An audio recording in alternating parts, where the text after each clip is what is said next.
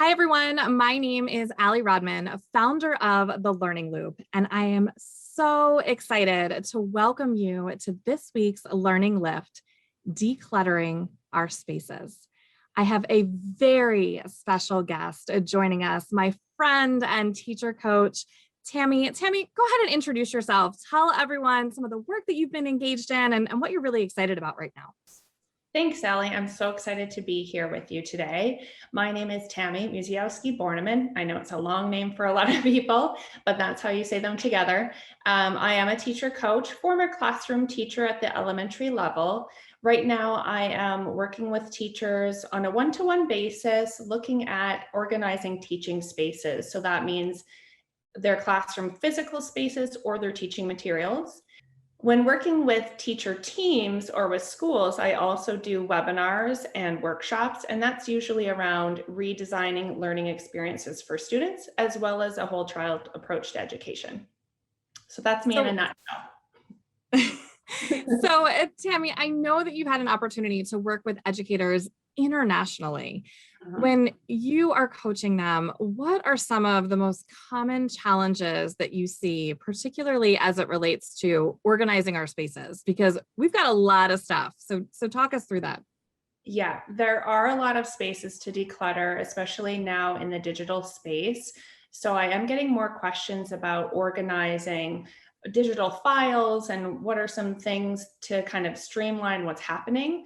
But I do think about kind of buckets of things or different spaces that we always work in. One of them is the physical space, which I do talk to people a lot about because we do have to be kind of settled and focused and feel good in the physical space that we're working in to be able to be focused and productive. So there's that piece.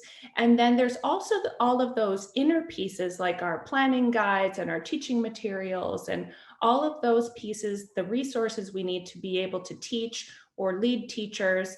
And those can just end up being a big mess too. So I work with people and kind of picking out the most important things, the things that they need to be able to stay focused on either teaching or leading teachers.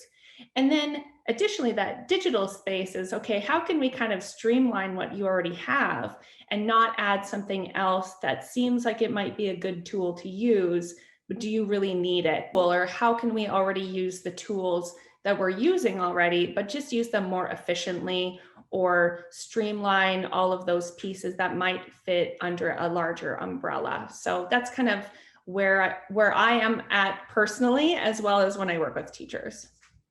So thinking about that efficiency then, Tammy, what are some of the ways that you see kind of those cluttered spaces, whether they're virtual spaces or physical ones, affecting our productivity and our flow? What are some of the implications unless we kind of clean up our act?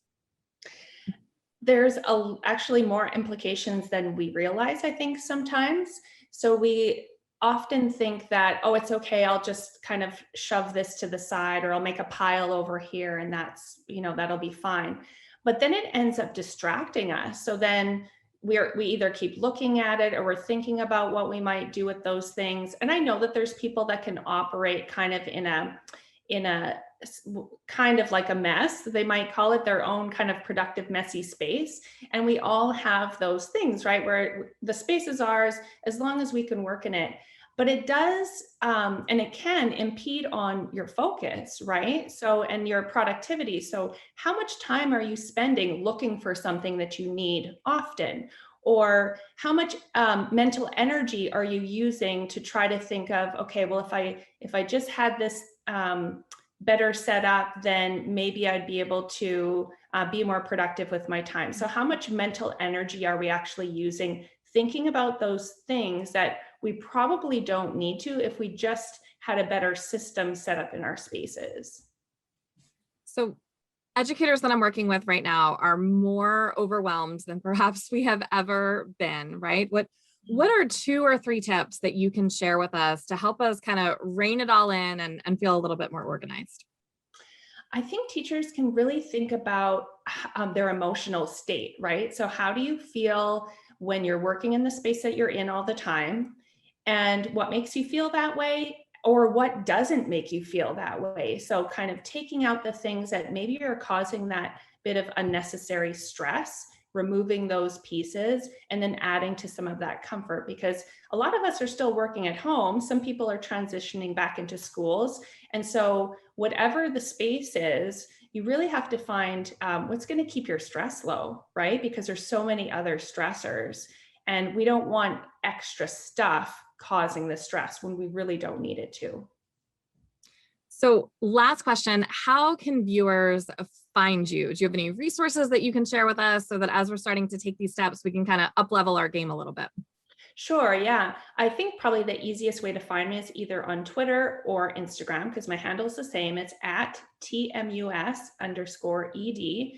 You can DM me there. And then also on my profiles there is my link tree. So all of the links to all of my free tools are there as well. So that's probably the best bet.